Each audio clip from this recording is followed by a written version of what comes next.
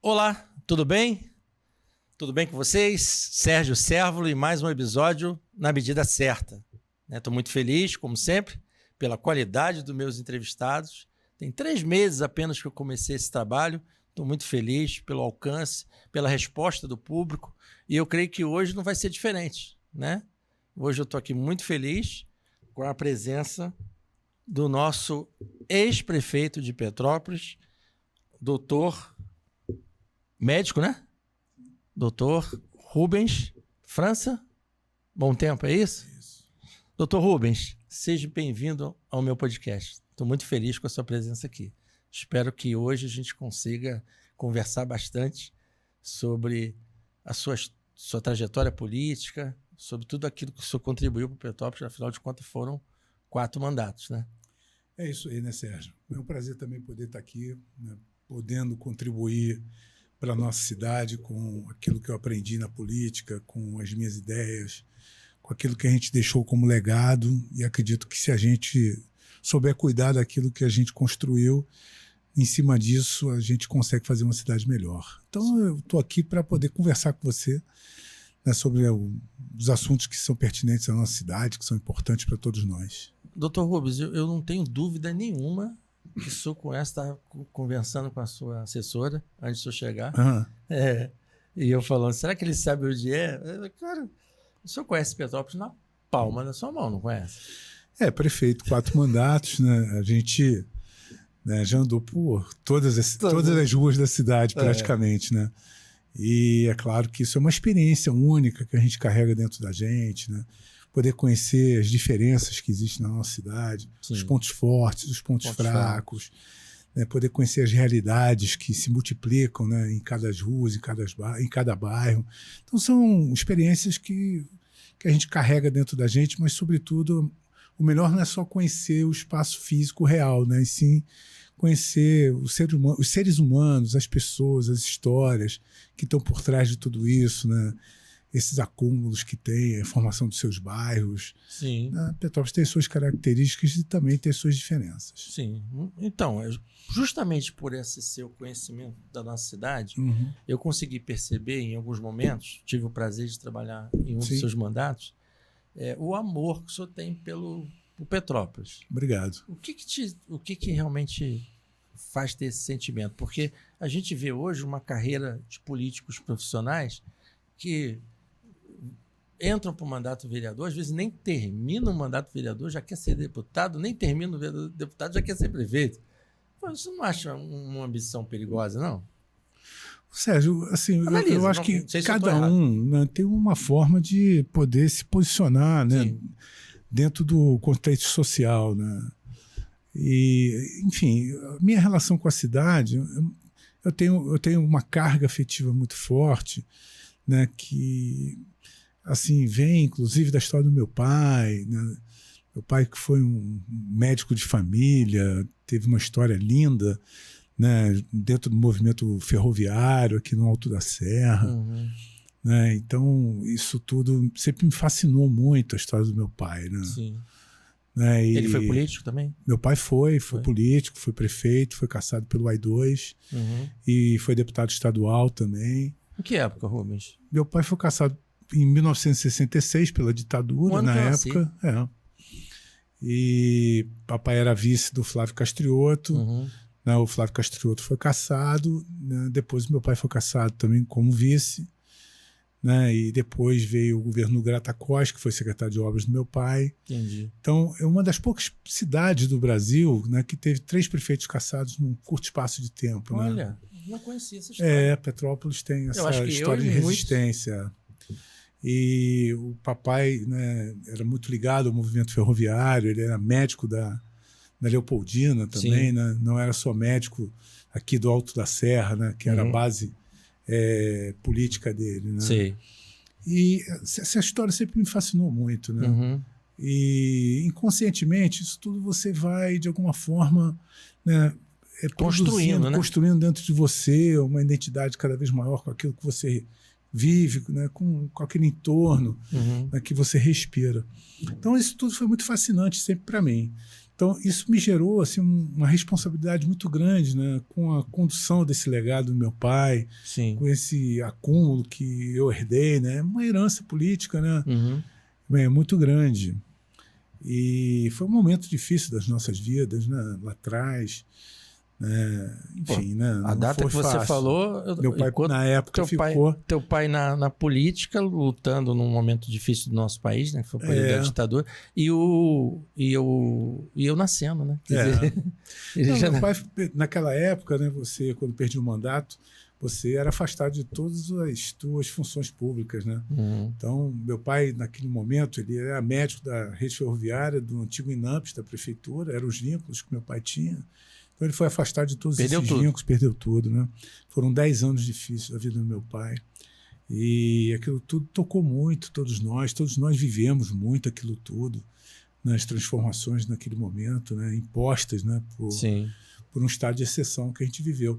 Mas isso tudo foi superado, graças a Deus. Meu pai sempre foi uma pessoa muito boa. Né? Morreu sem saber porque que ele foi, né, caçado, porque meu pai nunca foi um homem assim, né, de esquerda. Né? Meu pai sempre foi um progressista, um liberal, né? Um homem correto, honesto. Né? Meu pai sempre foi uma pessoa muito séria, muito honesta.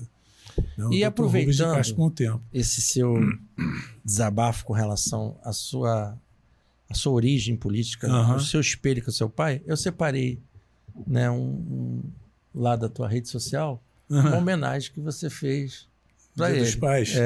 Que bom. Então, esse é seu pai, né?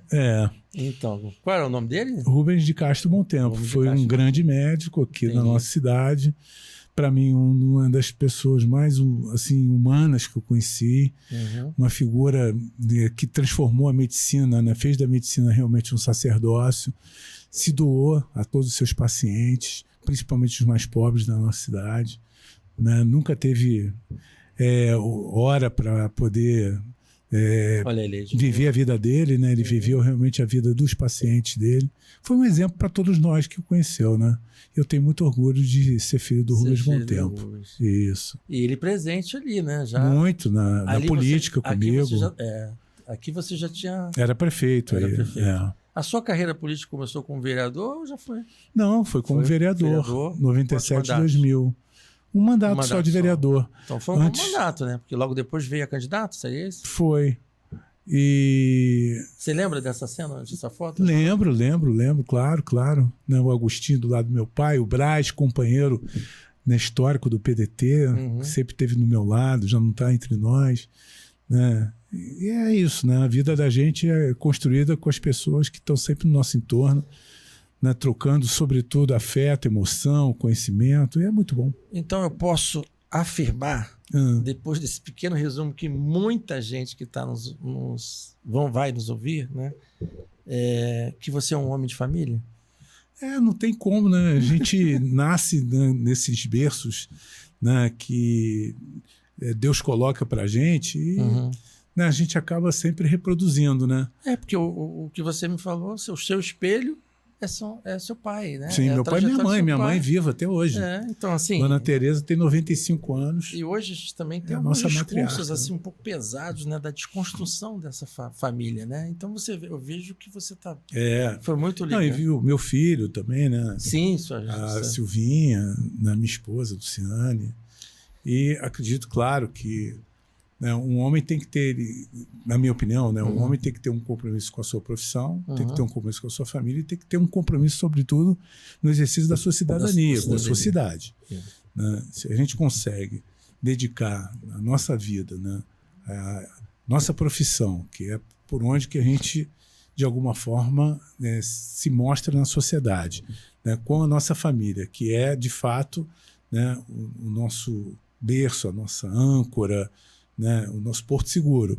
E se você consegue exercer a sua cidadania indo, né, tendo uma percepção de consciência que você só pode ser feliz tendo, né, contribuído para que o teu entorno seja melhor, eu acho que aí você cumpriu a tua missão. Cumpriu a tua missão. Eu também penso assim, Rubens. Então, depois dessa reflexão bonita, né, confesso a você que eu fiquei até emocionado quando eu vi. Seus olhos brilham quando você fala do seu pai, da sua família. E você hoje é pai, né? Pai de quem? Pai da? Pai do Thiago e da Silvia. Eles também estão estudando, Também, formados? Estão, tudo bem. Carreira política, não? Não sei, isso daí é uma coisa que tem que acontecer naturalmente. Da forma como aconteceu com você, né? Eu acho que tem que ser natural. Meu pai nunca forçou para que eu fosse médico, eu acabei sendo médico como ele. Meu pai nunca forçou para que eu fosse político, eu acabei sendo político como ele. Então são questões assim que muitas das vezes você tem que amadurecer nesse teu processo, né? Não adianta você querer simplesmente vou seguir a carreira do meu pai. Uma coisa assim muito, digamos assim, mecânica. Né? Tem que ser algo que realmente seja produzido dentro de você de forma orgânica, né? Entendi. A minha filha Silvia é socióloga, né? Fez mestrado agora em antropologia, né? Mora no Rio, né? Vai para a cadeira universitária, provavelmente, quer fazer doutorado. Trabalha na área de sociologia, dá aula? Ela quer ser acadêmica, né? Vai provavelmente dar aula, vai fazer o doutorado dela, tá na construção dela. Mas né? a sociologia, né, se chega em determinado momento, ela pode ter uma tendência, né, ciência política, ela né? tem uma visão ampla, né? Isso. A Silvia, de fato, é uma intelectual hoje, né? E o Thiago, né, fica mais próximo agora comigo, né? Que ele ainda fez 19 anos, né? Tá ainda, né, encontrando o caminho dele. Entendi. Ô, Rubens, eu vou te fazer agora uma pergunta. Sobre essa trajetória sua nos 3 primeiros mandatos, uma reflexão. Rubens José França Bom Tempo, nasceu em 24 de janeiro de 62, é isso? Isso. É um médico e político brasileiro, filiado ao Partido Socialista Brasileiro. Foi prefeito em Petrópolis, você falou que foi um mandato de vereador, né? E depois 4 oportunidades, 2001 e 2004, 2005 a 2008, corrija se eu estiver errado, 2013 a 2016... E um mandato bem diferenciado, que foi de 2021 a 2024, correto? 22, né? Mas... eu perdi um ano de mandato. E esse eu vou deixar para a gente falar de forma individual. Fala um pouquinho, então, dos teus primeiros mandatos. Qual foi o teu legado?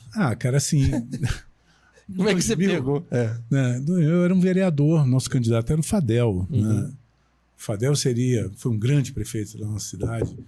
Uma pena que ele morreu tão jovem, né? Sim. O Sérgio. O Sérgio foi um cara brilhante. Eu moro aqui só há 18 anos, só para te cortar, e já ouvi falar, né, quando comecei a entender a política, desse prefeito, Fadel. Disse que ele foi um prefeito bom, prefeito humano. Um prefeito ótimo, Sérgio. Um prefeito, né, não só humano, mas, sobretudo, um visionário, uma pessoa que me ajudou a me formar como político também, principalmente como gestor, uma pessoa que me ensinou muito. Entendi. Né, a parte chegou a trabalhar com ele? Trabalhei, eu fui diretor-geral do Hospital Municipal Nelson Saerp, no governo dele. Entendi. Antes de ser vereador. O Sérgio foi a pessoa que me deu a primeira oportunidade para trabalhar na vida pública. Né?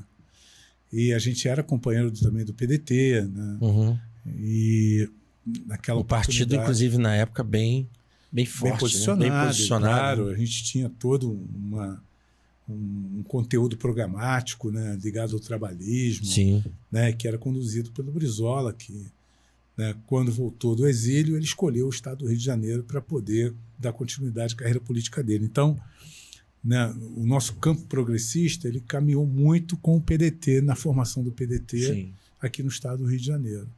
E Brizola também deixou um legado, né? Muito grande, claro. Até hoje a gente olha para o CIEP e não chama de CIEP, chama de Brizola. Um nacionalista, né? Uma pessoa correta. Né?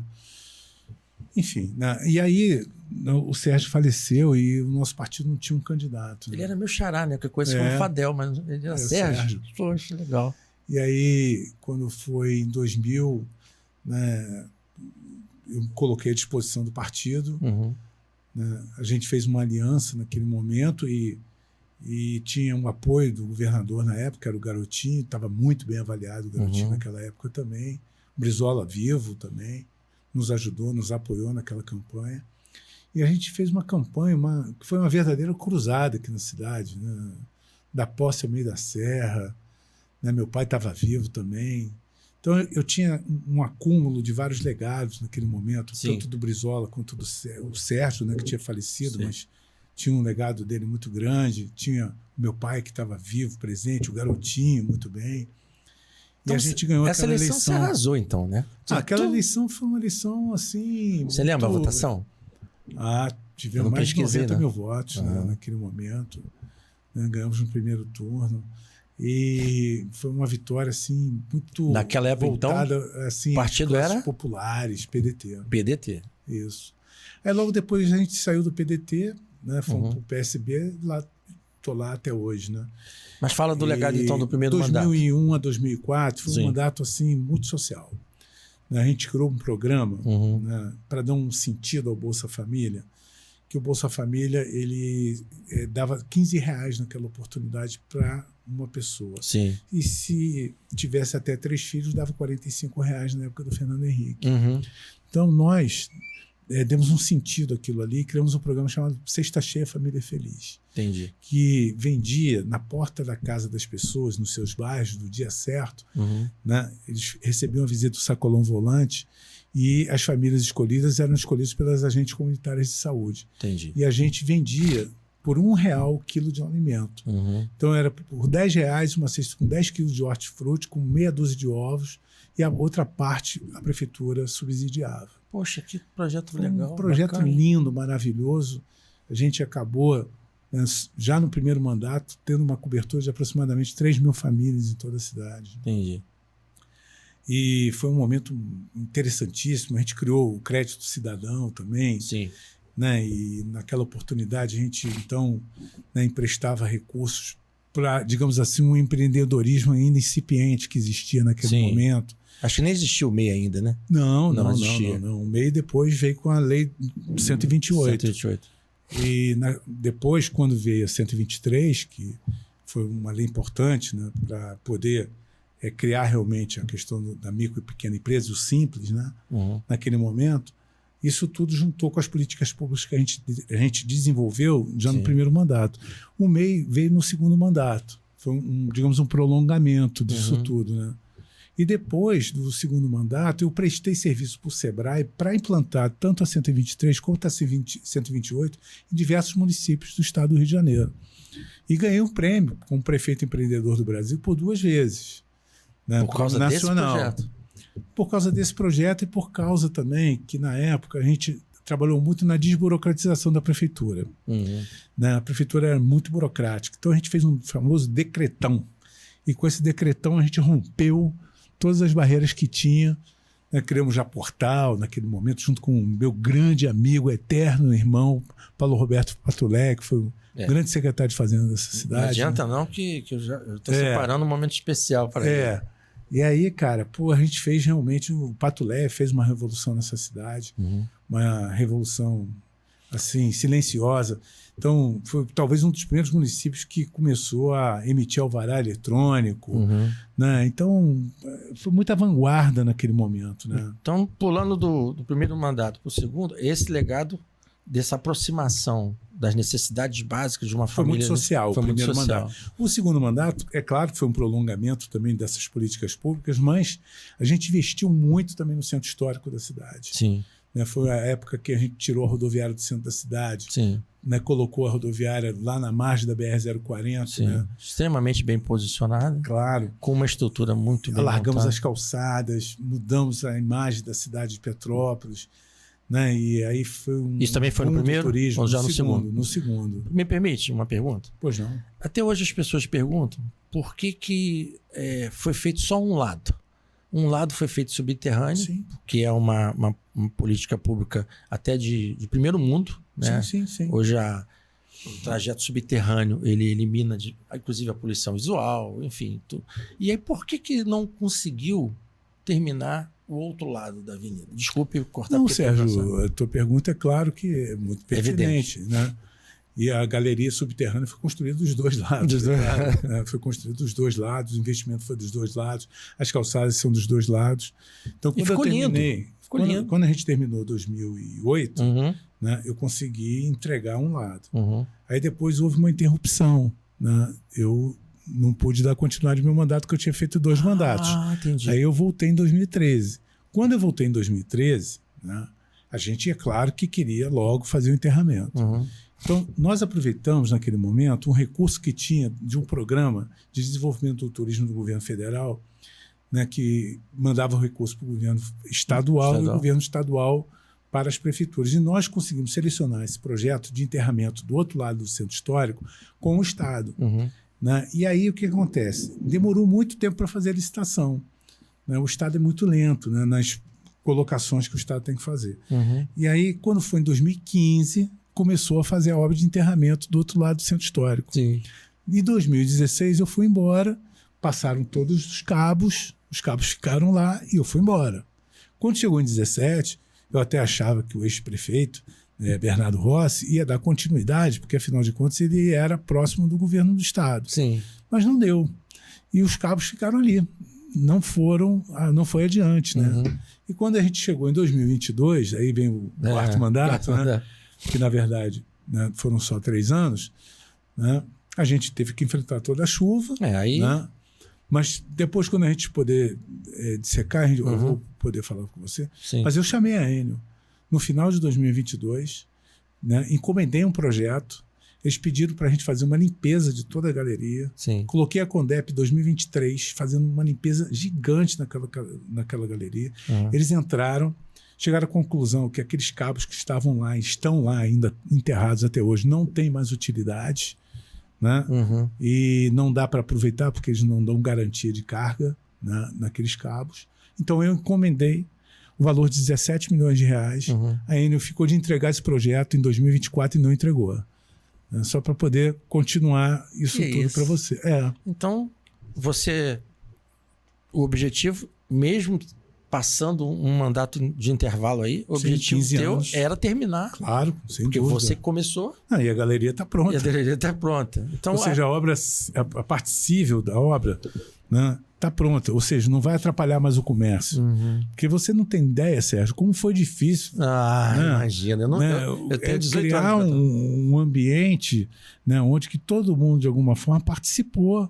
Né, o comércio, todo o centro da cidade participou da obra. Teve momentos que sofreu. Né? Então, tudo isso já está pronto. Então, só falta agora... Agora, todos os cabos que estão lá, a Enel condenou. Por causa do tempo de 2015 a 2023. Poxa vida. É isso. É triste, né? Você vê uma política pública. A política pública, quando ela existe, ela é eu costumo chamar, você como gestor, me corrija se eu estiver errado, que a política pública é uma dor. Você detecta essa dor e tenta saná-la. Então, assim, quando você observou que Petrópolis teria um visual muito melhor para o centro histórico, né, que é onde a gente recebe a maior parte do nosso turismo, tentando dar um embelezamento, melhorar a qualidade visual da cidade e não conseguir terminar isso, é até uma frustração, né? Não, eu não fiquei frustrado porque eu tentei o tempo inteiro. Né, e fui esbarrando e no final eu esbarrei na Enel, né, que foi a pior coisa do mundo, porque a Enel tem uma obrigação, inclusive, de fazer. O Ministério Público ajuizou ação já em relação a isso e tudo, né, para a Enel poder fazer. E, enfim, a Enel realmente deixou muito a desejar, sempre. Né? Uma dificuldade muito grande de se relacionar com a Enel. Agora, né, a gente tem esse projeto, o projeto está encomendado, a Enel tem até, digamos, a ordem de grandeza de tudo, né, que tem que ser feito. Ela ainda tem essa obrigação hoje de fazer? Não, a obrigação digamos assim, tem lei hoje em dia que obriga o enterramento, né? Mas não cumpre, né? E, enfim, eu acho que é uma coisa importante para o turismo da cidade, para o desenvolvimento da cidade. Claro, precisa ser terminado. Claro. Rubens, bom esclarecimento. Então agora vamos partir para o seu terceiro mandato, que esse eu gostaria que a gente conversasse bastante. O que você acha, tá bom? Do terceiro? Não, do quarto. Do quarto, que é o último seu. Aí eu tenho separei aí um material para a gente poder, inclusive, entrar, porque eu participei também desse mandato, eu vi o quanto você trabalhou, mesmo com tanta dificuldade. André, vê se essa aí. Eu separei isso aí, eu achei muito legal, que é uma das últimas obras que você deixou do seu legado, que é a inauguração lá da UBS do Vicenço. Pode continuar as fotos. Eu vou só essa? Isso. Fez um churrasco, hein? Tu lembra do churrasco?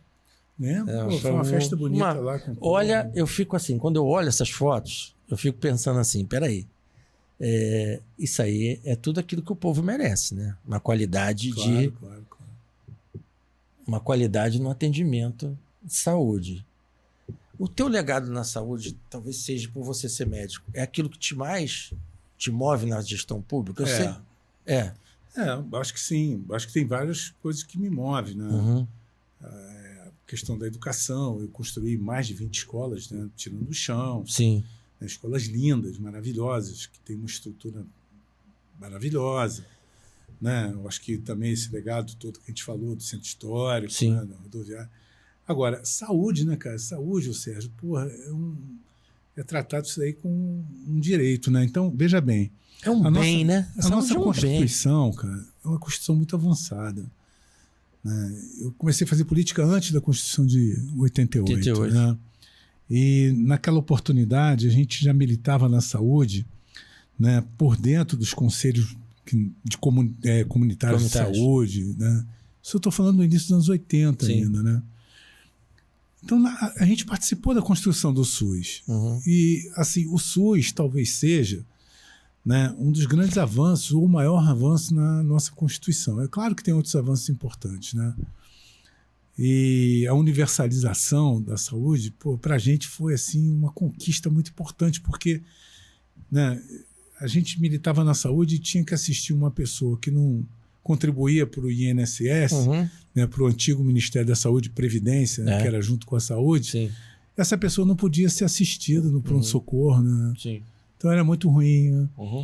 A pessoa morrer na rua e ninguém era criminalizado por isso. INPS, né? Era antigo. Peguei essa época também. Estou com 59 anos. Então, cara, a gente ficava assim, estarrecido, né, vendo tudo isso. Né?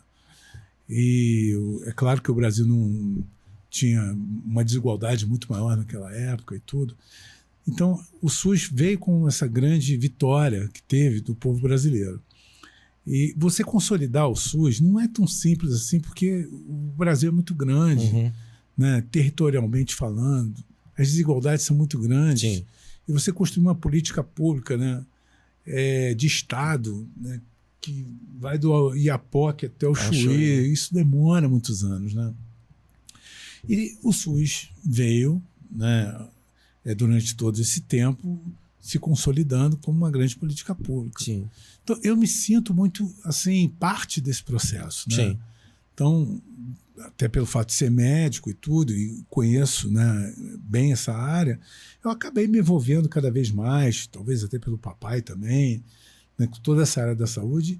E é claro que, né, é uma questão de justiça social, porque, afinal de contas, né, quando você cuida, né, desse bem, como você muito bem colocou, né, você está cuidando daqueles que mais precisam, que são são as pessoas que não têm dinheiro para pagar um plano de saúde, que corresponde a quase 80% da população. Sim. E aqueles que, né, são os doentes, né, que estão passando pelo momento mais difícil da sua vida, que precisam de um hospital, né, que precisa ser, de alguma forma, né, atendido com uma certa urgência, e muitas das vezes vive um drama, né, e você, como ser humano, você tem que ter essa empatia, você tem que se envolver também emocionalmente com as pessoas, né, e com esse drama humano que aquela pessoa está vivendo. Então, isso tudo tem um peso muito grande, né? E você garantir esse direito, né, isso custa dinheiro. Custa muito. E mais do que isso, custa dedicação, custa amor. Doutor, você tem que amar. Doutor, né? Eu vejo que você se empolga quando você fala dessa vertente da saúde. Não só por ser médico, claro, e de ter implantado, né, contribuído pelo SUS, e também ter implantado políticas públicas no município, sim, utilizando inclusive os recursos, né, federais na área da saúde, que, como você falou, custa caro. Mas vou dar só um exemplo meu. Se não fosse o SUS, eu tenho um filho esquizofrênico, né? Se eu tivesse que pagar só a medicação dele, ele toma uma medicação chamada clozapina, que é uma medicação mais recente, um antipsicótico, né? E eu teria que pagar R$ 2.400 só por essa medicação por mês. Ele recebe R$ 2.300 de aposentadoria, porque ele é aposentado, né? Sim. Especial. Então, assim, para você ver que eu reconheço tudo isso que você está falando, a importância que tem um SUS na vida do brasileiro. Sim. Então, a desigualdade social existe. Eu, por exemplo, volto a dizer, trabalho muito, mas não teria condições de pagar, sim, esse remédio. E eu vou lá na farmácia popular, lá atrás do correio, sim, todo mês, tá lá minha fichinha. Foi o que eu inaugurei aquela farmácia também. Então, ó, parabéns, porque realmente, enfim, e, assim, reconhecer. o que a gente fez nesse mandato pelo Alcides Carneiro, né? Eu também e pela rede, pelas unidades básicas de saúde, pelo Então, mas Rivete. ficou um xodó, né? Hoje tá tendo essa política atual de querer acabar. Qual é a diferença entre a UBS que você inaugurou e ela se tornar simplesmente uma unidade básica de família? Em termos de composição, né? De quadro, né? Funcional, enfim, tem muita diferença. Porque ali eu vi diversas salas, né? Não, claro, mas não é só assim. Tiraram já o pediatra, vão tirar também, né, as grandes especialidades clínicas, né, que é a ginecologia e a obstetrícia.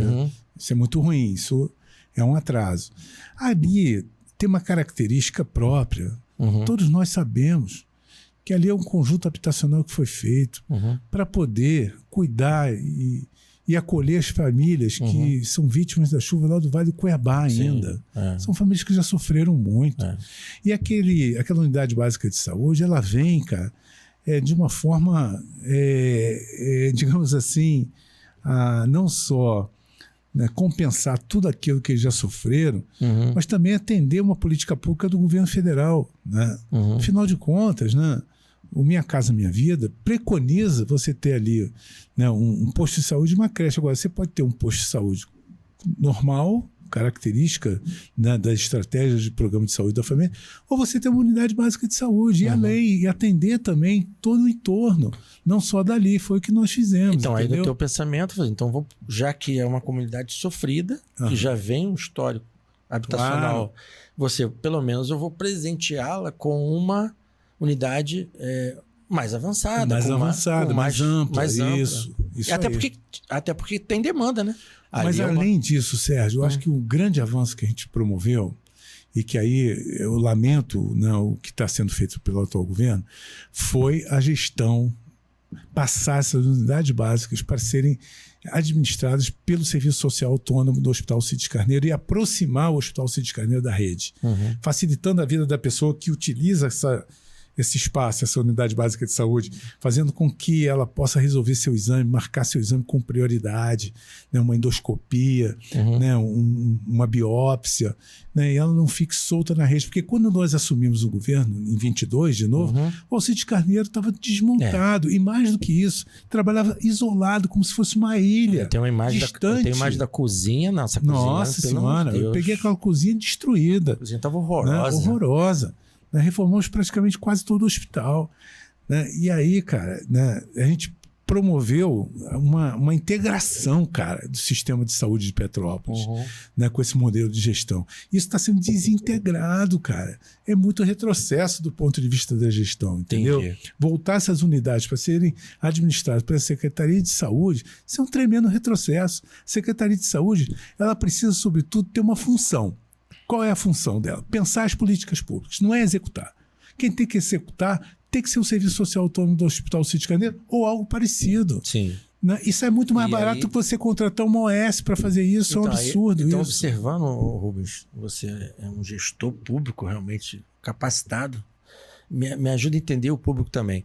Você procurou, né, unificar esse tratamento de saúde com a referência do Alcides Carneiro, que é a nossa referência. É o hospital público. É o hospital público. Cidade, né? E é engraçado que na tua gestão, o pessoal brincava, né? Eu tô vindo aqui no Alcides Dor. Porque... Alcidor. É isso aí, Alcidor. Porque a qualidade do Alcides, ele ficou a um nível tanto que as pessoas brincavam. É um direito. É um direito. Da pessoa. Então a pessoa, quando eu cheguei lá no Hospital Alcides Carneiro, agora, em 2022, não tinha nem mais lençol, não tinha cobertor para as pessoas. E agora já está chegando novamente de denúncia. Não tinha uma poltrona decente para o acompanhante. Não tinha uma poltrona decente, cara, para o acompanhante. Né? A comida era de péssima qualidade, tanto é, né, que chegava na hora do almoço, cara, tinha um monte de motoboy que ficava entregando comida lá quentinha para os servidores. Isso acabou. Botamos comida de qualidade, reformamos a cozinha, reformamos o refeitório, né, e comida também para o acompanhante, né, alimentação de boa qualidade, cobertor, kit. Né? A gente começou a dar um kit, enxoval para as mulheres também. Você reformou, de dignidade. Reformamos a maternidade. né? Então, cara, é assim, Sérgio, porra, eu falo do Alcides Carneiro assim, cara. E fora também, depois, né, o Centro de Tratamento Oncológico, né, que era uma exigência do governo federal, né, do Ministério da Saúde, que o Centro de Tratamento Oncológico ficasse acoplado ao hospital, né? Ah, não sabia, era uma exigência. Uma portaria da Unacom. Então não foi coisa da tua cabeça. Não, aquilo foi para cumprir uma exigência que já estava há 5 ou 6 anos para ser cumprida e não era cumprida. Petrópolis estava quase perdendo já o credenciamento do CTO aqui na nossa cidade. Aquilo ali foi, assim, eu devo muito à doutora Anísio. Economizou? Oi? Você economizou, né? Porque ali pagava, tirando o CTO. Não tem economia. Não. Porque ali é um serviço, o CTO era um serviço, digamos assim, privado. Sim. Contratualizado pela prefeitura. Né? Mas só que ele funcionava distante do hospital. Isso Sim. era, né, era, digamos assim, não vou dizer uma ilegalidade, era uma irregularidade. Sim. Entendeu? Você e essa irregularidade era cobrado pelo Ministério da Saúde. Entendi. E aí a gente deve muito à doutora Anísia, né, Trindade, que foi corretíssima com Petrópolis, foi uma grande ministra, né, da Fiocruz, né, esteve aqui comigo várias vezes, liberou recurso, a gente fez o CTO, ficou lindo, maravilhoso. Sim. Fizemos a Casa da Gestante, que também foi um grande avanço ali, também no hospital. Eu ia te perguntar isso, ó, o seu legado, e você já está falando. É muita coisa que você... E isso em um curto espaço de tempo, né? Porque isso aqui foi 3 anos. Em 3 anos. Mas eu acho que o meu maior desafio, que aí eu acho que, né, assim, eu só posso agradecer muito a Deus, cara, né, por ter me dado força para mim, principalmente para a Luciana também, minha esposa, né, para os meus secretários, para segurar a chuva, cara. Foi muito difícil. Foi um momento muito difícil. Eu tinha 45 dias que eu tinha chegado na prefeitura, eu ainda estava organizando a máquina, ainda não conhecia o que tinha deixado, porque não teve transição, né? Sim. Com o prefeito interino, que era o Ingo também. E aí foi um momento muito difícil, cara. Pô, como ser humano, sabe? Pô, a gente assistia a cidade toda destruída. Cara. No outro dia parecia uma cidade fantasma. Cara, você tem que arregaçar as mangas, né? E todos os teus sonhos, de alguma forma, ficam reprimidos. Você precisa encarar aquela realidade todos os dias, né? E muitas das vezes com muita intolerância, muita incompreensão das pessoas, né? E você conseguir milhares de aluguel social da noite para o dia, envolver todas as equipes. Eu sou muito grato a todo mundo que me ajudou, cara. Entendeu? Os servidores da prefeitura, o terceiro setor, né, os voluntários, como foram importantes para a gente. A sociedade civil também foi muito solidária. Civil, nossa, pelo amor de Deus, foi a nossa igreja recebeu de madrugada. Você sabe que não pode entrar veículos pesados na cidade, né? Aí a gente esperou de madrugada 2 carretas vindo de São Paulo. Foi maravilhoso. 9 toneladas de doações. E a gente de madrugada descarregando. Então, assim, foi um momento que atingiu toda a cidade e realmente não devia ter sido fácil para um gestor pegar algo desse tipo e administrar, né? Não, e depois que você... Mesmo decretando calamidade. Não, né? E aí sim, né? A cidade ficou toda ela trancada, perdeu a mobilidade, né? Foram momentos difíceis, até você restabelecer a mobilidade. A parte elétrica, o Roteirês sofreu muito, né? As regiões todas, até voltar a ter... Assim, o básico demorou pelo menos aí uns 15, 20 dias. E aí depois, quando a cidade já estava começando a ficar limpa, veio a segunda chuva de março. Foi muito difícil ter que limpar tudo de novo, né? E aí teve um movimento ruim lá na Câmara, né? Que foi uma tentativa de querer caçar meu mandato com 40 dias. Né? Eu não sei se é isso ruim. que eu separei. Olha só, eu separei 2... Eu fiz questão de deixar esse último... Não queriam deixar eu trabalhar. Essa que é a grande verdade. Vê se tem a ver com essa... Coloca aí, André. São 2 situações que eu separei que eu vi... Uma covardia danada.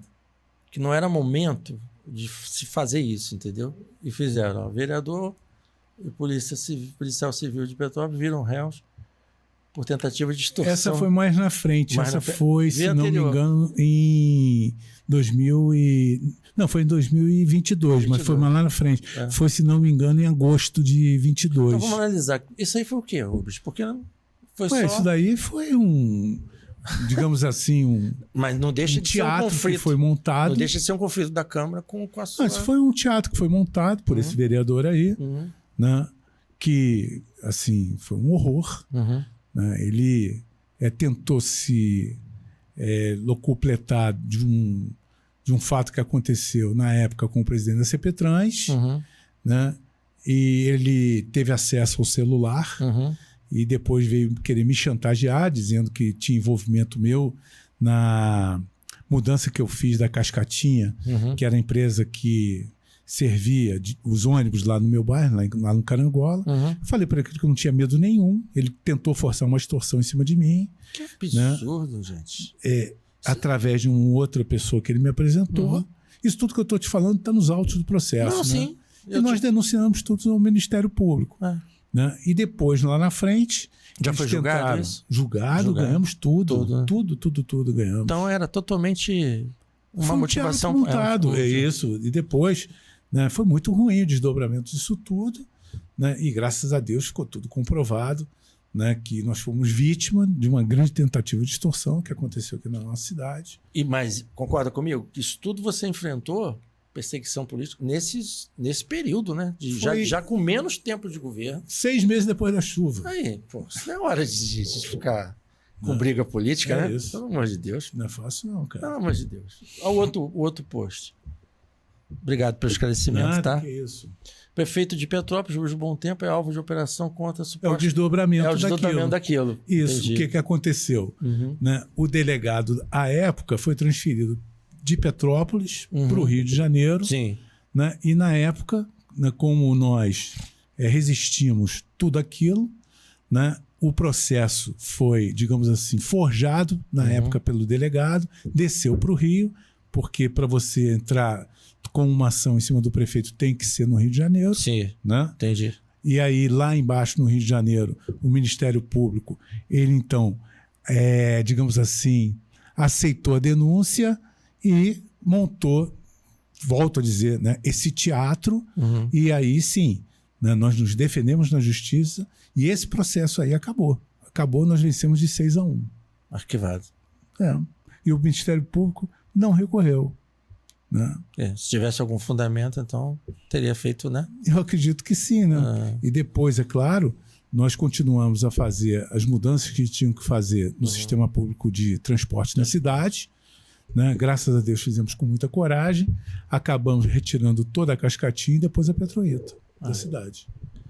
Para você ver, Rubens, que não sei se você concorda comigo, a pessoa, né, que se torna um homem público e ela é sujeita a críticas, é evidente, né? Eu separei no finalzinho aí umas perguntas, eu fui à rua, tá? Fui à rua perguntar. Que bom! Eu fui à rua. Então você vai achar até interessante algumas respostas da população. Mas assim, o que a gente percebe? Você concorda comigo? A gente tem que entender... Eu, por exemplo, escolhi Petrópolis para passar o resto da minha vida. Que bom. Sério mesmo, esqueci. Escolhi. Eu não posso ver a minha cidade morrer antes de mim, concorda? Claro. Então, nós tivemos enchente, nós tivemos aí, desculpe, né, uma demora de se acertar, né, porque isso aí veio depois, mas você teve... a briga política também na questão de você assumir o mandato, né? Porque, pensa bem, antes já foi o primeiro desafio. Me roubaram 1 ano de mandato. Então, essa que é a grande verdade. Então, como é que você... E essa mesma turma, não tenha dúvida, é a mesma turma. Entendi. Entendeu? Então, assim, olha só, o início do teu mandato já com quase 1 ano de atraso, né? Também uma briga judicial que você viu lá, um processo, né? Eu estive lendo, né? Porra, tudo bem que hoje a inteligência artificial nos ajuda, né? A montar um texto, mas a fazer um plágio é exatamente algo... Porra, entendeu? Eu fui condenado, cara, por uma sentença copiada e colada. Ainda... Por um juiz que, na minha opinião, tinha que ser afastado da magistratura. Essa que é a grande verdade. Pois é, então, assim, de coração, é difícil. Eu, assim, no teu lugar, realmente ficaria numa situação, uma sinuca de bico, né? Fiquei muito revoltado na época, não vou negar.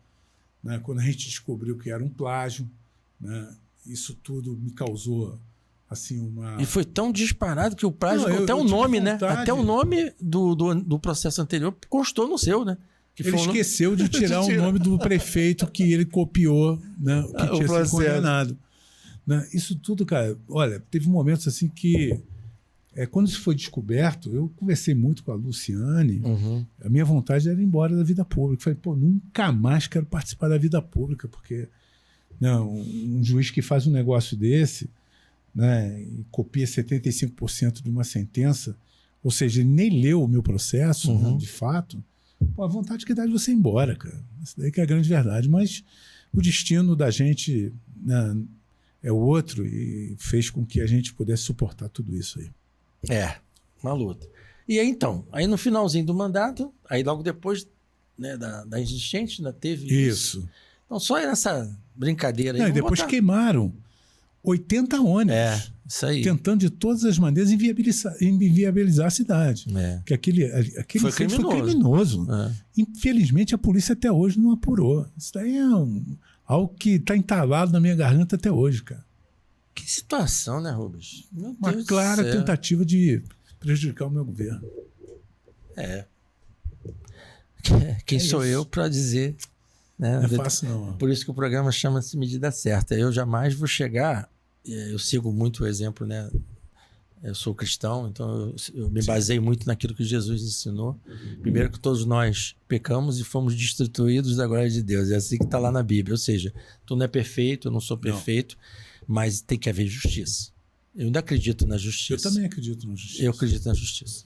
Eu acho que a justiça... É um sistema muito maior, está acima da vontade de um único juiz. É isso aí. Eu também acredito na justiça. Então, assim, Rubens, vamos partir agora para uma... Vamos falar agora de coisas que até agora foram coisas boas, porque, afinal de contas, mesmo diante dos desafios, você superou. Graças a Deus. E chegou até o final. Agora, a derrota nas urnas. Você acha que essas perseguições, tudo aquilo que aconteceu, um mandato, um ano a menos, isso te prejudicou, de certa forma? Claro, não tenho dúvida nenhuma. E também o golpe tributário, né, que o Petrópolis sofreu, né, que foi mais uma perseguição em cima da gente. Né, retirando aproximadamente 30 milhões de reais dos cofres públicos de Petrópolis da noite para o dia. Isso desde abril de 2024, em pleno ano eleitoral. Me obrigando a ir para Brasília, passei grande parte em Brasília para tentar resolver o problema e resolvi só parcialmente, não consegui resolver de forma plena. E claro que, né, isso tudo me prejudicou, né, prejudicou a cidade. Né, tinham vários projetos que estavam em curso que eu tive que, de alguma forma, diminuir a intensidade. Você estava em pleno o projeto que... Eu estava dando uma virada, né? Tanto é que você implantou o nosso bairro, né? O nosso bairro. Tanto é que no final de 23 para 24, tinham pesquisas que apontavam que a gente estava na frente. Já tinha conseguido mostrar para a sociedade, né, que todos os problemas que a gente estava enfrentando eram dificílimos, mas a gente estava apontando um caminho para a cidade. No nosso bairro, eu acho que foi isso, né? Foi um momento muito grande onde que a gente conseguiu chegar na ponta, né? Na Posse, no Pedro do Rio, na Mosela, aqui no Alto da Serra, no Alto Dependência, né? Bairros que muitas das vezes a gente não conseguiu chegar no primeiro momento, porque tivemos um ano no mandato roubado, eu volto a dizer isso tudo, e depois também tivemos o problema da chuva no segundo ano do nosso mandato. Então, né, quando a gente começou de fato a promover essa grande virada, né, veio esse golpe tributário que retirou da cidade 30 milhões e que vem hoje, né, sentindo falta, né, o prefeito atual, mas não foi por falta de aviso, né? Afinal de contas, nós tivemos a transição. Na transição, nós colocamos essa questão toda. Né? Ele tinha ciência, porque ele foi prefeito interino, né? E não fez absolutamente nada para reverter essa situação do ICMS da GE Selma. Né? Inclusive, é bom já lembrar que agora, no dia 20 de agosto, vai ser julgada essa questão em segunda instância. Né? É importante, Petrópolis tem que estar atento. Esse recurso pertence à cidade de Petrópolis. Né? E estou muito confiante que Petrópolis vai ganhar na justiça. Tu torce, né? Mesmo não tão... Claro que eu torço. Pelo amor de Deus, Sérgio. Eu amo a minha cidade. Eu também amo. Né? Independente de qualquer questão política, eu sei que isso daí faz muita falta, né? E é uma pena que, né, o atual prefeito ele não tem essa percepção de que Petrópolis precisa desse recurso de fato, né, para poder ter a sua autonomia novamente restabelecida e poder fazer a gestão de forma correta. Então, assim, eu não sou economista, não é a minha área, mas o pouco que eu entendo, um ano anterior é fundamental para você garantir as contas públicas do ano seguinte. Então, eu li lá a lei orçamentária anual que você encaminhou para a Câmara. Sim. E você encaminhou um cálculo, né, em torno de 1.400 e alguma coisa. Não sei se 1.500. Esse dinheiro era para a sua previsão do gasto orçamentário do ano seguinte. Não, é a minha previsão de arrecadação. De arrecadação, isso. Perdão. Mas é bastante dinheiro. Seria... Não, mas nós chegamos a ter 1.800. Sim, né? Que foi lá de 2023 para 2024. Isso, exatamente. Né? Em 2022, nos últimos 3 meses, a gente conseguiu a vitória. Sim. Né? E com isso, né, a GSELMA foi obrigada a retificar a sua declaração junto ao governo do Estado e, dessa maneira, né, fazer o rateio do Estado novamente em cima dessa realidade, dando a Petrópolis aquilo que lhe pertence. Sim. Né? Então, foram 3 meses importantes já em 22 que permitiu a gente organizar as contas. Depois, 23 até agosto, a gente conseguiu, né, digamos assim, construir uma política pública que foi importante, que foi o nosso bairro.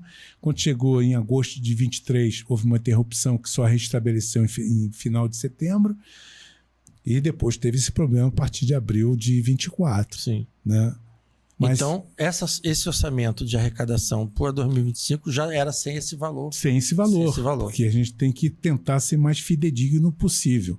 E cabe ao prefeito... como, por exemplo, TSE aprovou essas contas. Claro. Né? Em 22, quando eu assumi o mandato anterior. Né? E que também não dava para você cobrir todas as despesas. Entendi. Então, o que eu fiz? Eu aumentei a receita. O que cabe ao atual prefeito é buscar mecanismos que aumente a sua receita, a receita da cidade. Sim. De que forma tu fez isso?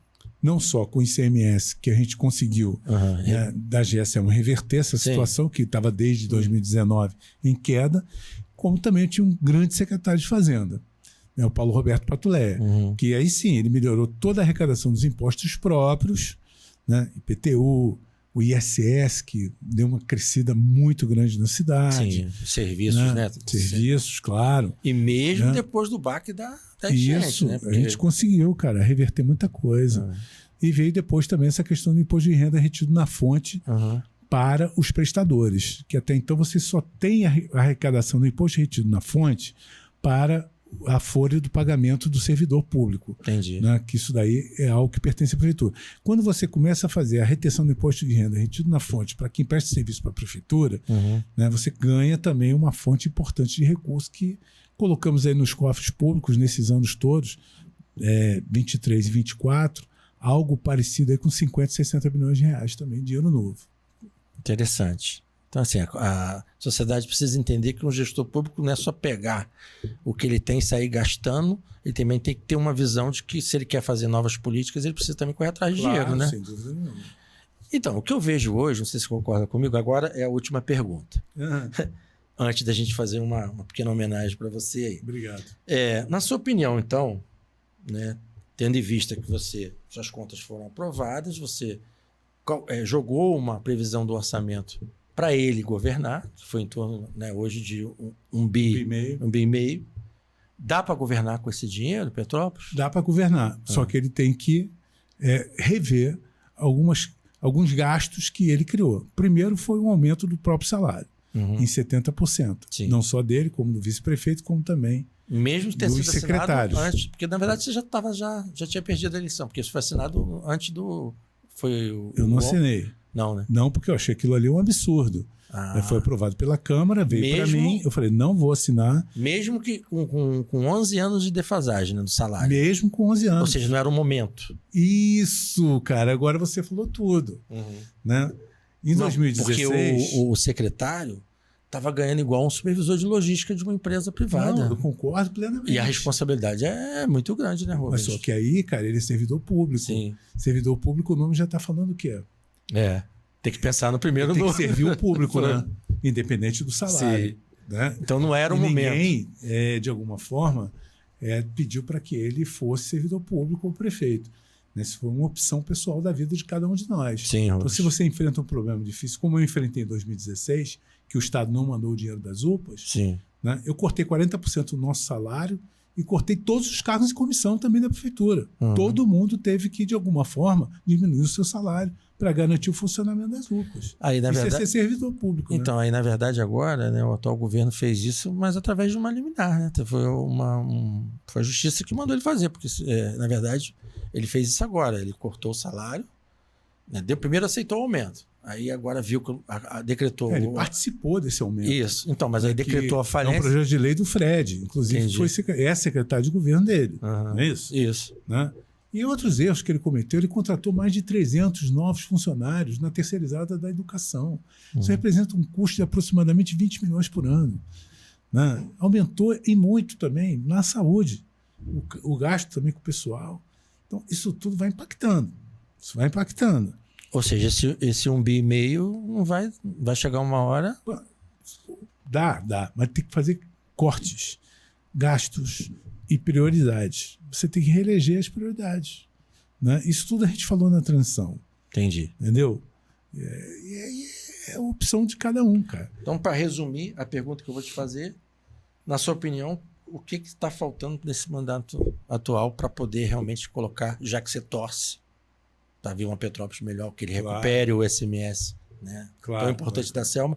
Qual seria o conselho que você daria, então, para o atual prefeito, que eu acho que você não deseja mal do Petrópolis, não, de jeito nenhum, para ele poder arrumar essa casa, já que ele não tem um patolé da vida para ajudar? Que não tem mesmo, né? Eu acho que se você tem uma boa equipe do teu lado, claro, eu acho que isso ajuda muito também, né? Prefeito, claro. Você não fazia tudo sozinho. Você tinha um excelente... A primeira coisa que eu falei com você foi agradecer todo mundo que me ajudou. Te ajudou. Claro, isso aí é a base para o sucesso. Qual conselho você daria para ele, entendeu? então? Cara, eu não acho que eu deveria dar conselho nenhum para ele. Né? Porque, afinal de contas, ele tem a visão dele, ele tem, digamos assim, a trajetória da vida dele e a visão política que ele tem. Eu tenho a minha. São visões diferentes, com certeza. Né? Mas, assim, o que eu poderia colocar é o que eu acho que ele tem que ser um pouco mais coerente. Né? Se eu conseguir construir uma carreira política, né? Porque eu fui coerente. Né? Então, eu acho que ele precisa, sobretudo, ler o programa de governo dele, né? E perceber que ele precisa, novamente, dialogar com o povo. Né, e não ficar encastelado e só sai para ficar fazendo vídeo, né, e tentando falar com o povo através de vídeo. Através de vídeo não vai resolver o problema da cidade. Através de rede social. O que ele precisa é chegar e falar, porra, o que eu conversei com o povo? Vai lá, dá uma olhada direitinho, lê quais são os compromissos, vai, conversa com a população, explica que não está conseguindo fazer isso, não está conseguindo fazer aquilo, né, bota a sua cara a tapa e seja prefeito. De fato, diga sim e diga não. Só não pode fugir do problema, Sérgio. A pior coisa que tem é você querer varrer para debaixo do tapete os problemas, que um dia não tem saída. Aquilo ali vai se voltar contra você. Entendi. E, Rubens, e a dependência também? Porque existem as competências comuns e a competência privativa, que é o que diz lá na nossa lei orgânica, né? Na nossa Constituição do município. Aquilo que realmente cabe ao município é aquilo que cabe ao Estado, ao governo federal. Então, a gente tem aí uma parceria, né? Dos entes federativos.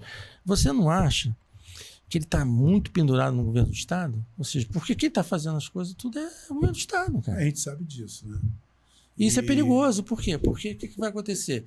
Se ele não assumir a postura de um gestor municipal, ou seja, com as suas tarefas sendo desenvolvidas dentro desse dinheiro que você foi aprovado a conta, então ele tem...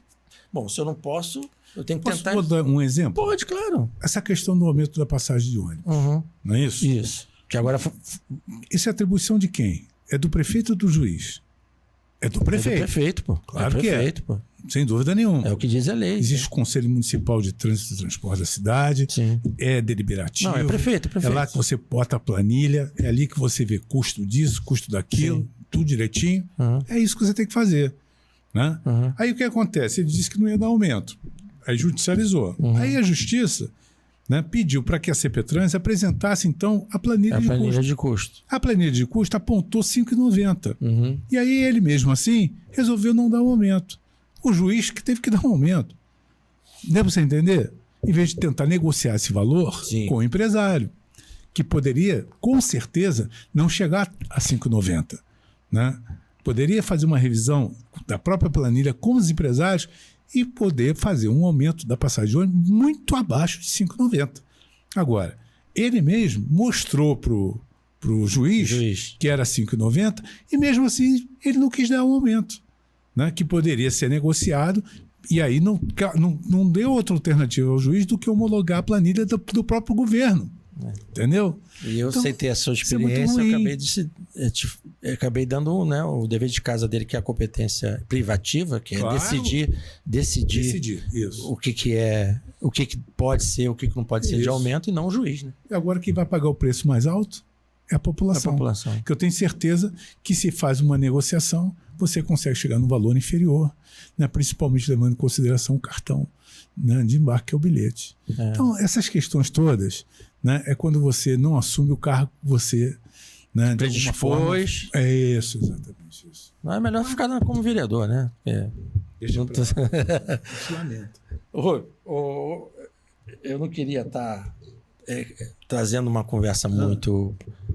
mas eu deixei essa partezinha para o final, porque o povo quer te ouvir também. Pode Vamos ser? ver. Vamos ver? Vamos lá. Medida certa foi às ruas hoje para perguntar à população o que eles estão achando do atual governo e também qual o recado, qual é a pergunta que eles têm para o ex-prefeito Rubens Monteiro. A atual gestão municipal fez um decreto de falência orçamentária, não é isso? O que você está achando do atual governo? Horrível. Por causa de quê? Porque a gente não tá vendo nada assim, melhoria desde o tempo que ele tá aqui, só teve esse aumento do dinheiro dele e para a população mesmo ele não tá vendo diferença nenhuma. Saúde, educação, tá tudo Entendi. horrível. Mas se você tivesse que mandar um recado para o ex-prefeito, Dr. Rubens Monteiro, o que você perguntaria para ele? Aonde ele colocou aquele dinheiro que estava entrando antigamente? O que ele fez? Qual o seu nome? Eu sou Renata. Renata, o prefeito atual, o prefeito Rego Ramos, decretou falência orçamentária. Eu entrei agora na prefeitura, né, como servidora. Tá ficando difícil. A gente tá tendo que... As coisas que a gente conseguia comprar, a gente não consegue comprar, né? A gente tá tendo que dar nó, na verdade, para poder fazer o básico. Eu queria ver com ele onde é que tá o dinheiro. O que ele fez com o dinheiro? O que aconteceu nesse tempo que ele ficou, né, como gestor? A gente confiou a ele, né, Nosso voto, né? nosso voto, a gente deu a Entendi. oportunidade a ele para poder tentar mudar o que a gente precisa ser mudado. Eu queria entender o que aconteceu. Né? Entendi. O que aconteceu. Com certeza ele vai estar vendo a sua pergunta, tá bom? O que você está achando da atual gestão? Eu acho que a atual gestão não está tendo material para trabalhar, né?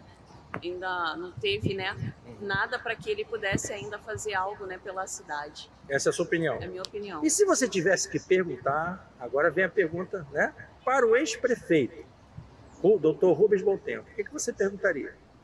Perguntaria o que aconteceu, né, com a nossa parte financeira, né, da cidade, que não deixou, né, nada aí para o próximo governo para ter, né, um cuidado com a cidade, com a nossa gestão, né, e não fez nada assim que fosse, né, tão exorbitante para que levasse, né, a nossa parte financeira à falência. O que você está achando do atual governo? Rapaz, eu tô achando que não tá legal, não. Por causa de quê? Várias coisas estão acontecendo. Eu acho que não melhorou nada ainda, já passou 6 meses. Qual o recado você daria, então, para o nosso ex-prefeito Rubens Monteiro? Rapaz, o recado que eu dou é que eu acho que o tempo dele já chegou, né? Já houve uma papo aqui que ele quer voltar para ser candidato, mas eu acho que deixa outras pessoas mais novas para ver que tem mais energia, para ver se consegue fazer alguma coisa.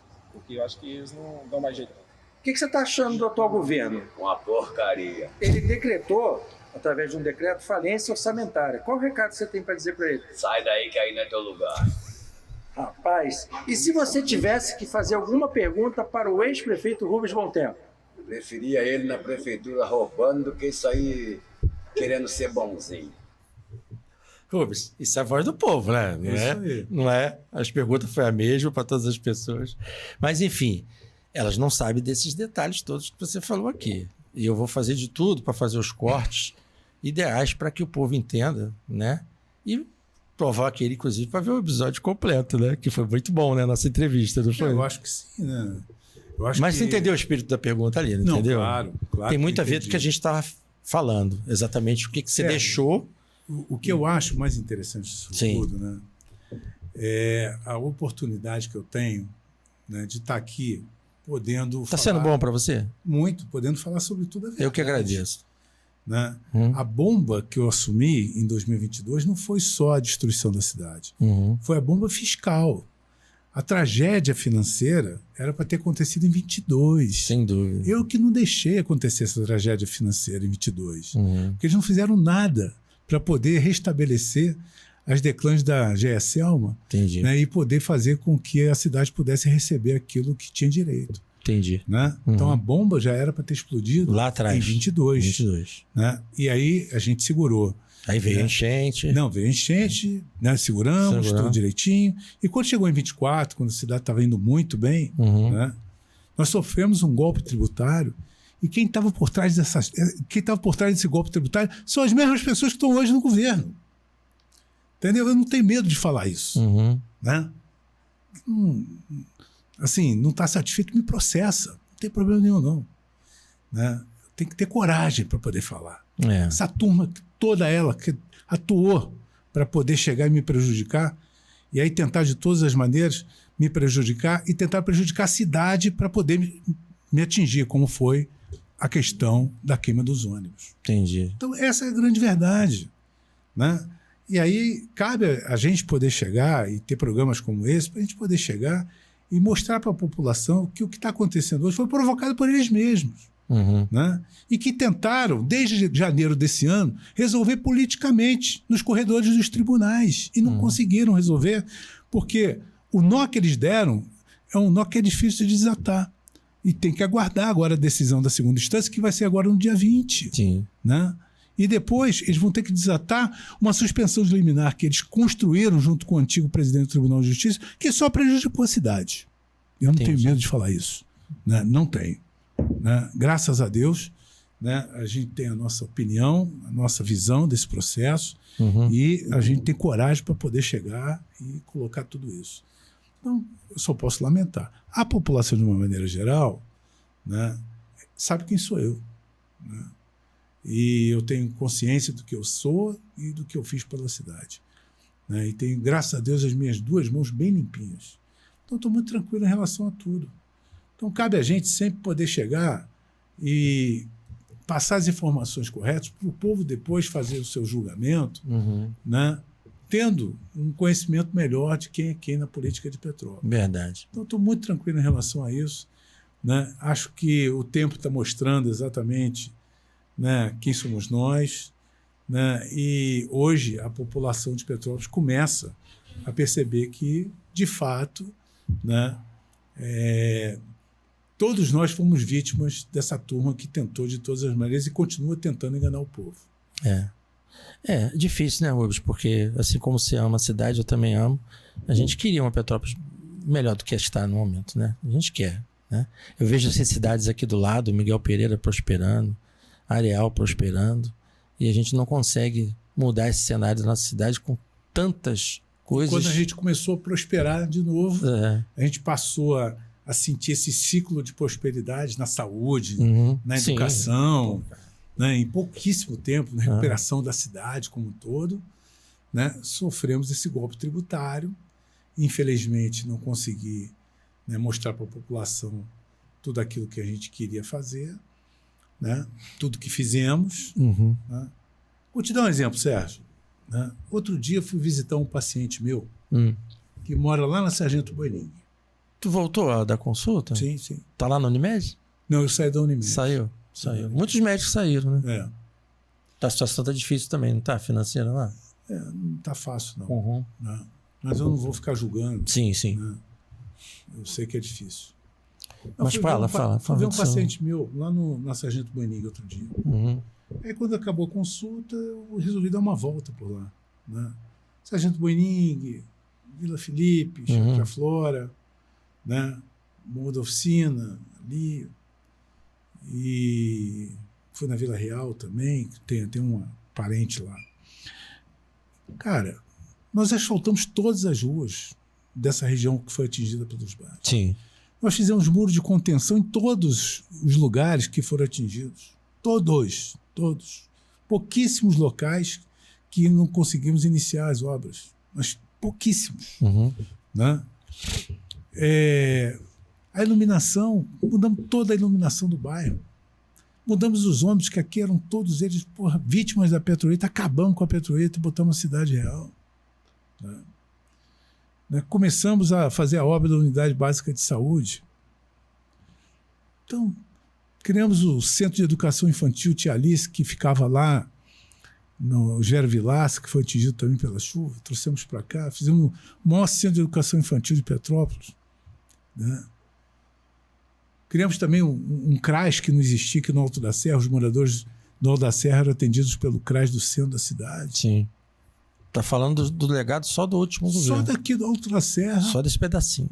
Desse espaço. Que um espaço que foi extremamente mais atingido. Né? Que merecia ser cuidado. Sim. Né? E nós cuidamos. Então, cara, isso tudo me deixa com a minha consciência tranquila. Tá aí, para quem quiser ver. Né? Uhum. Agora, tem gente que não quer enxergar. Eu não posso fazer nada.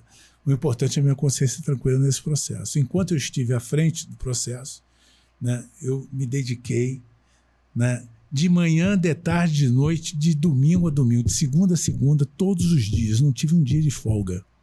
Não tive um dia de férias. Nem eu, nem minha esposa. Né? A gente se dedicou a essa cidade com muito amor, com muito carinho e não nos arrependemos. Não é isso? Né? E acredito que deixamos aí um legado importante de realizações.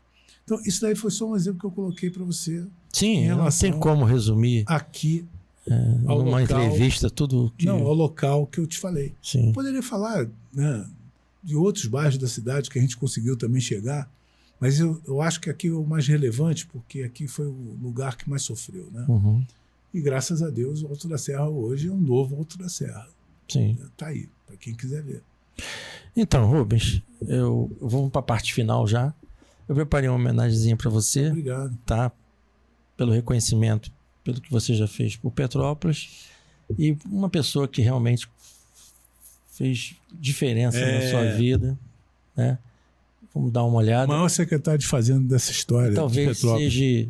Ele que colocou o dinheiro para a gente poder fazer tudo. Né? E o que eu quero responder às pessoas é isso. Uhum. Né? O que nós fizemos com o dinheiro? Nós fizemos obras públicas. Nós fizemos muito pela saúde da cidade. Pode colocar o... É isso aí que nós fizemos. Para depois do... Aí, a família dele toda, linda, maravilhosa. E um guerreiro, né? Enfrentou uma doença difícil. Eu estava trabalhando na Unimed quando ele estava fazendo as consultas na emergência lá.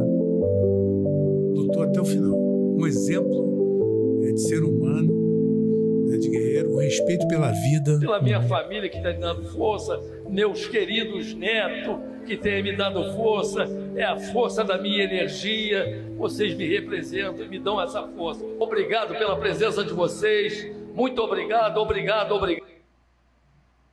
Eu cortei a sua fala justamente para você falar quem foi Patuleia, qual é a... cara, assim, é aquilo que eu te falo, um exemplo, um amigo, um companheiro, meu compadre, uma figura humana maravilhosa, um apaixonado por Petrópolis, petropolitano, né, uma vida toda dedicada ao nosso povo, à nossa gente, né, e que revolucionou a Secretaria de Fazenda da cidade de Petrópolis. Né. Tinha muito conhecimento, né? Tinha muito conhecimento. Estudava, né, se debruçava, né, essa questão toda do ICMS da GSL, ele tinha isso tudo com uma convicção muito grande do que ele falava. Uhum. Então, é um exemplo que ficou para todos nós, uma saudade que eu sinto, uma falta enorme na minha vida. Né? Mas eu queria também agradecer a Deus, né? Não só pela convivência que eu tive com ele durante mais de 25 anos, mas também pelo fato, né, de, digamos assim,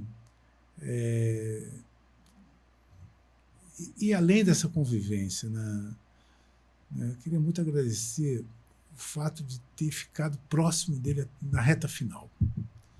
né, nesses últimos meses. Muita gente não sabe disso. Né? Uhum. Eu estava junto com o Patulé praticamente todos os dias, até o final. Né? Então, isso tudo foi muito bom, né? Poder dividir com ele a dor que ele estava sentindo. Sim. Né? E isso, para mim, foi muito bom, como ser humano. Entendeu? Momentos difíceis, quando ele percebeu que a morte estava chegando, né? Que estava chegando à sua finitude, Uhum. que ele tinha que conversar isso com a família, né? Que era difícil fazer essa conversa. E eu estava ali ajudando ele, né? Dando esse apoio necessário, esse suporte. Foi um momento difícil, cara, né? Mas com muita altivez, né? Ele enfrentou a morte. Né? E a gente fica aqui com ele dentro da gente, nunca vai morrer. É isso. Que é o mais importante. Rubens, olhando para aquela câmera ali, Isso. manda um recado aí para os petropolitanos que você viu. Eu quero falar para todos vocês, né, que vocês conhecem a minha história, quem eu sou, né, e fazer política, né, da forma como a gente sempre fez, conversando, olhando no olho, isso, né, foi um ensinamento que eu tive sempre do meu pai. Né, e hoje em dia é isso. Né? Outro dia eu estava no supermercado, um cidadão chegou para mim e perguntou para mim qual era o principal problema que tinha na política. Né? Uhum. E eu falei exatamente isso. Na minha opinião, um dos maiores problemas que tem na política chama-se rede social. Porque a rede social tirou o político da rua, né? Tirou o político do contato direto com a população e com a realidade. Né? E, de alguma forma, a rede social acaba legitimando, né, a aparência e não o conteúdo. Né? Essa é uma realidade que a população precisa fazer essa reflexão. Então, muitas das vezes, a gente acaba, de alguma forma, né, não conhecendo de fato as realidades, porque o que passa nas redes sociais, muitas das vezes, não é o real. Uhum. Então, as redes sociais, elas precisam, de alguma forma, serem, de alguma forma, promovido um senso crítico naquilo que é produzido nas redes sociais. Entendi. Isso vai demorar alguns anos, talvez algumas décadas, né, para a gente poder chegar e dizer que rede social ela é importante, ela é um instrumento bacana que te dá voz, protagonismo, mas por outro liberdade lado, de expressão. liberdade de expressão, mas te dá responsabilidade que você tem que ter. Tu tem que saber o que você vai falar. Isso, né? Exatamente. Né? E, sobretudo, né, você saber que muita coisa que está ali não é real. Né? Que aquilo tudo, de alguma forma, é uma expressão daquilo que você gostaria de ser, mas não é. Então, a gente precisa, de alguma forma, ter consciência crítica, né, do nosso papel. Né? E é difícil isso, demora muitos anos para a gente conseguir ter essa maturidade. Né? E isso a rede processo. social, talvez, é exatamente isso. Ela não tem a medida certa.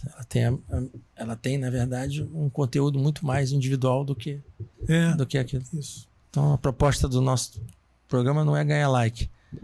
É sempre abordar na medida certa. Mas a vida é assim, a gente tem que se adaptar. A vida hoje exige da gente viver as redes sociais. Né? E as pessoas, de alguma forma, vão desenvolver, com o tempo, um senso crítico em relação aos conteúdos que são gerados nas redes sociais. Para a gente se despedir, então, futuro do Rubens Bom Tempo na política. Cara, eu quero A Deus continuar... pertence? Cara, a Deus pertence tudo, né? Tudo, né? Tudo. Eu quero continuar dando um sentido à minha existência, né? E até hoje, eu acho que eu consegui, né, ser um homem que não carrega frustrações, né? Realizado, né, como homem público.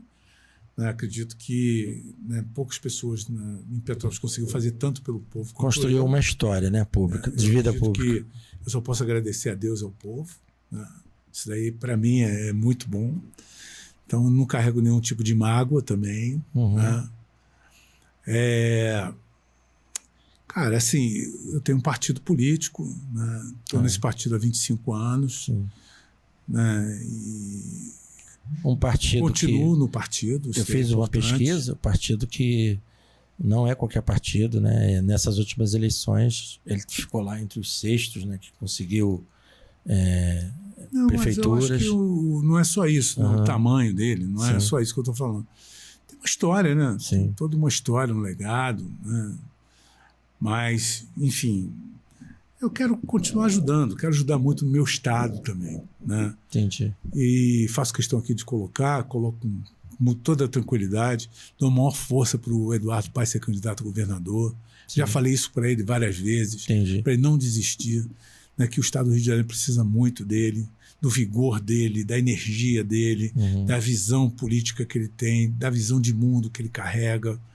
Né? O Eduardo é uma pessoa... Hoje tu torce para que ele seja nosso futuro governador. Se ele for candidato, ele terá total apoio meu, não tenha dúvida nenhuma, não só em Petrópolis, em todo o estado, onde for necessário, né, colocar minha voz ao lado dele, isso daí é certo, não tem dúvida nenhuma disso. Né? Acho que o Eduardo tem maturidade hoje, o Eduardo já acumulou derrotas na vida também, vitórias, né? Ele é um homem pronto para ser o nosso governador. Eu acredito muito no Eduardo. Bom, doutor Rubens, muito obrigado. Nada, que isso. Tá? Vamos fazer um brinde. Vamos. Depois a gente... Tá? Nossa amiguinha quer registrar? Aí. Isso. Doutor Rubens, muito obrigado. Nada, que foi isso, uma excelente entrevista, foi muito um bate-papo muito legal. Muito bom tá? mesmo. Deus abençoe você também, e a sua cara. família. Cara. É isso que é o mais importante. É isso.